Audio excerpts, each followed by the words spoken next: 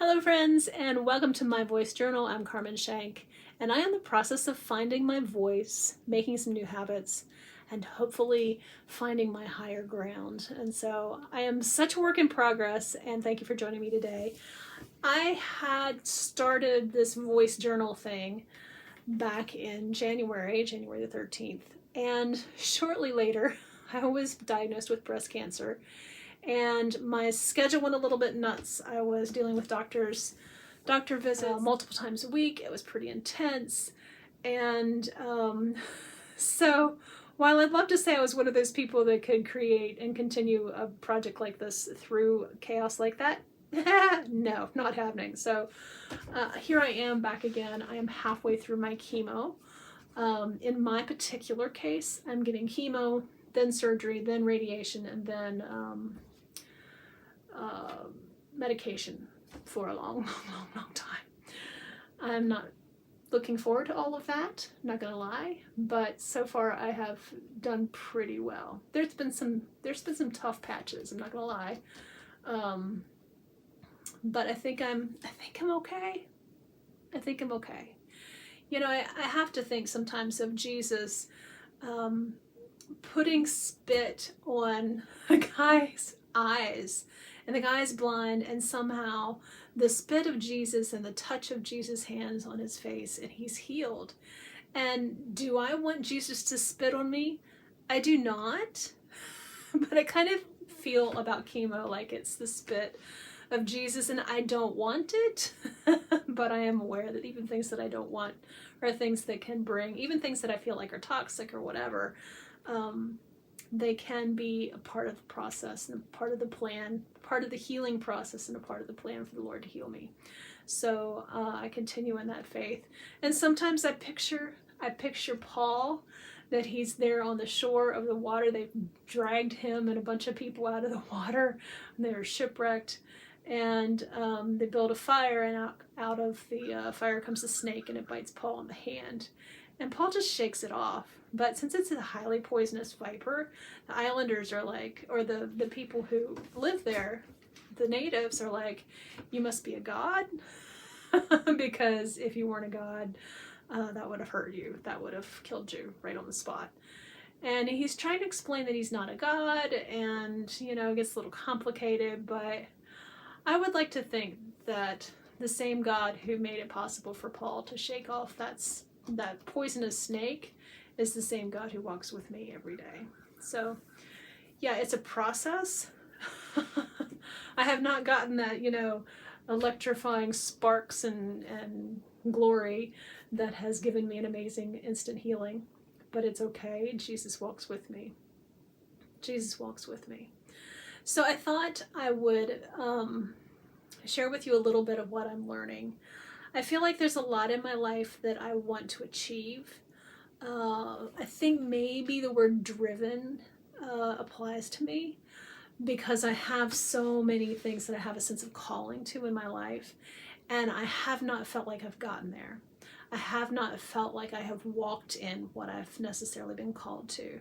I have tried and worked and worked and worked, but I haven't gotten there. And I'm not happy about that. I've not gotten the results I want.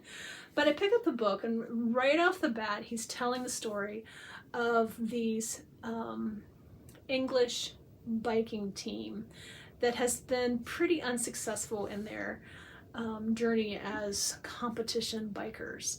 And they've brought in a new coach, and what the new coach does, and they get this whole long list, and I don't remember the whole long list, but he does things like paints the inside of the bus, where the van where the bikes are stored. He paints it white, so if there's an oil spill or some grease or some dirt or something like that you wouldn't necessarily see when the inside of the van is dark, but that could affect your riders, like if there's some oil under a tire or something, so that the dirt can be seen. Now you would say to yourself, how is that going to make the bikers faster? The next time he goes to their home and takes a look at their mattress and their pillow and gets them the best mattress and the best pillow that money can buy, so that these guys are getting a good night's sleep. Well, you would say, what does that have to do with biking fast? and on and on and on down this whole long list of things that seem mundane and just really kind of missing the point. But what happened was, going through all of those different details actually created a space for these bikers to become tremendously better at what they were called to do. And I want that for myself. I want that for myself. So I am working very hard. That's probably not the right set of words. Because if you've ever been through chemo, then you know that like working is like the one thing you can't do. So the one thing I have really been able to do is keep a blog. I've been able to write. Sometimes it will take me like 3 or 4 hours to make a blog post, just because chemo brain fog is a thing. And so I'll wrestle with the words, but it is something that I can still do. It's something I love to do, you know, expressing myself in writing. And I was able to finish and complete my seminary class that I was taking. That feels really good. I wrote a big long research paper for that class that was just, I had changed my schedule just down to one class because I couldn't manage more than that. Sometimes I wasn't even sure I could manage that, but once you're past the initial, like the first 30 days of a cancer diagnosis is complete chaos. You are in the doctor's office multiple times a week. You get procedures, which are like actual surgery, because like my procedure was getting this, you're gonna be able to see it. This is a port that makes it possible for them to place the chemo, and it has a little thing right here where they can access it with a needle, and then it goes here. You can see these two spots. It goes up and into the vein, into right before my heart, so that the chemo medication can get into me without having to go through a vein in the arm, because what will happen is that it hurts as it goes in and it will collapse the vein. So I didn't want to, you know, this was a no-brainer choice. So that they call a procedure, but they've got a knife like in the vein going into my heart, right?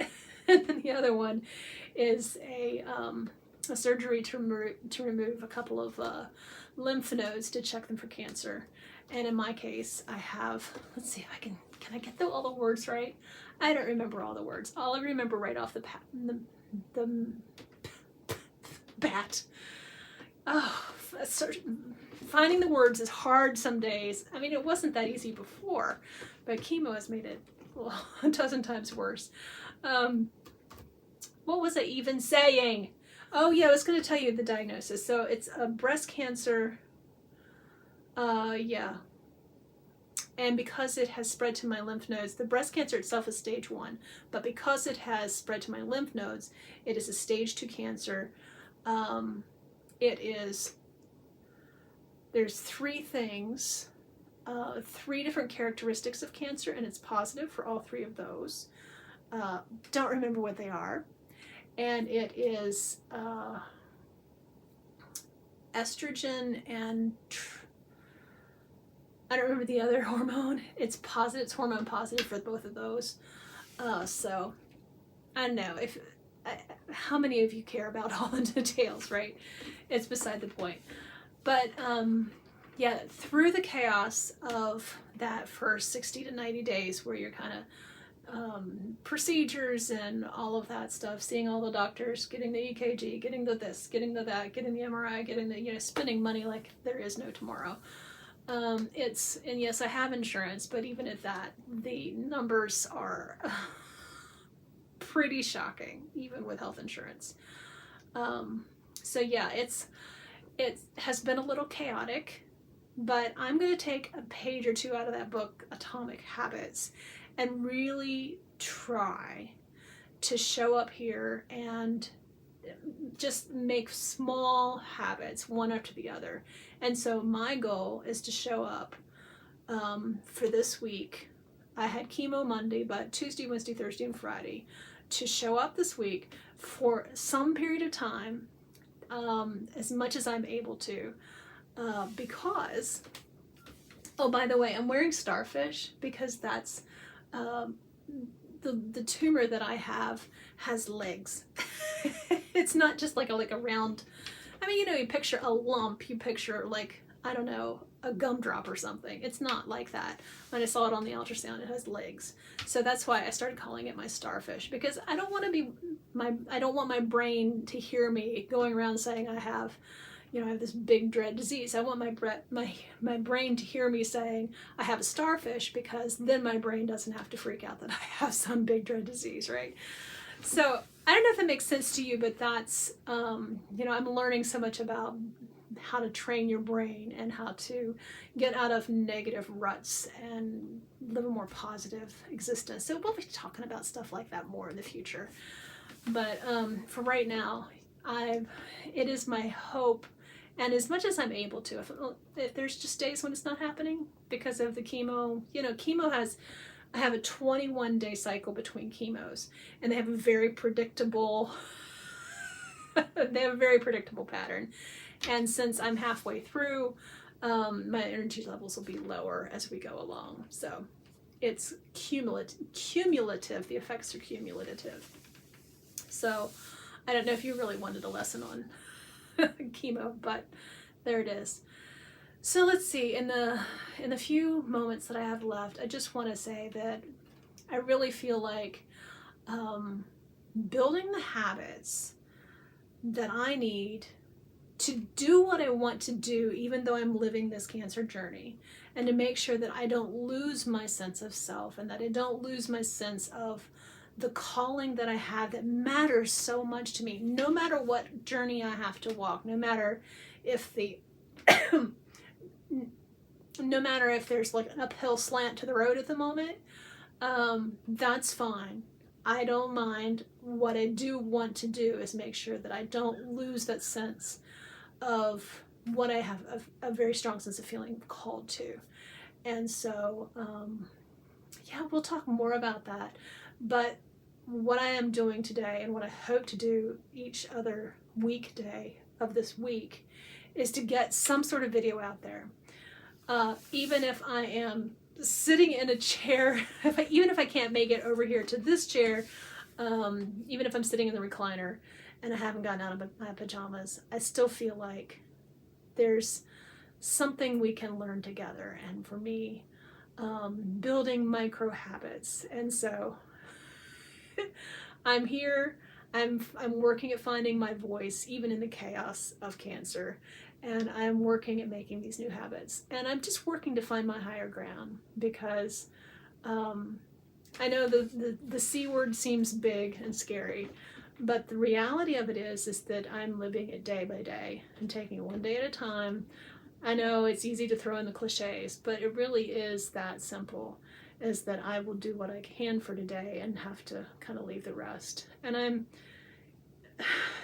I'm kind of off work, so to speak, because some days my work is rest. Some days my work is to allow my body what it needs, the time and the space and the quiet to do the healing work. And that's first priority, but I don't want to lose, you know. Yeah, I think in a future video we'll talk about my hair, because that kind of loss and letting go journey has really been interesting, and it happened sooner for me than I expected, because when we sat down, no, I don't even want to start that conversation. We'll talk about that maybe tomorrow, because it didn't go quite as I expected, but that's okay. I think it's even, you know, well, we'll talk about it later, but yeah. Hello, I have cancer. I have cancer head. No, it's a chemo head. It's not a cancer head. It's a chemo head. So anyway, yeah, thank you for listening. If you've listened to this long, God bless you. You know, I am really in process, and hope to share some of my little atomic habits with you along the way. I may show up this week on YouTube Live, just because it's so much easier than creating a video. There's no upload time, there's no editing, it's just very simple. So we may do that. But I'll try to keep these to 15 minutes or less, because it matters to me that I'm not just rambling along, you know, kind of like I am just rambling along right now. So anyway, thank you for being here, and I hope you'll stop by again soon. And sending you so much love. I'm on a healing journey. You're on a healing journey. All of us who live in this world that has so much heartbreak and pain in it are on a healing journey, because it's just, it's a rough time in the world right now. We have made it through a worldwide pandemic, except that a couple of my dear friends have COVID. So I don't know how much we've made it through, because there's still people sick out there. So, not knowing what else to say, I will just simply sign off by saying, God bless you and keep you and give you hope and give you healing and give you the richest blessing I can possibly give you. Because, God bless you.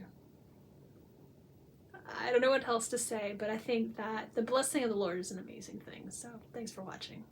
I'll see you tomorrow.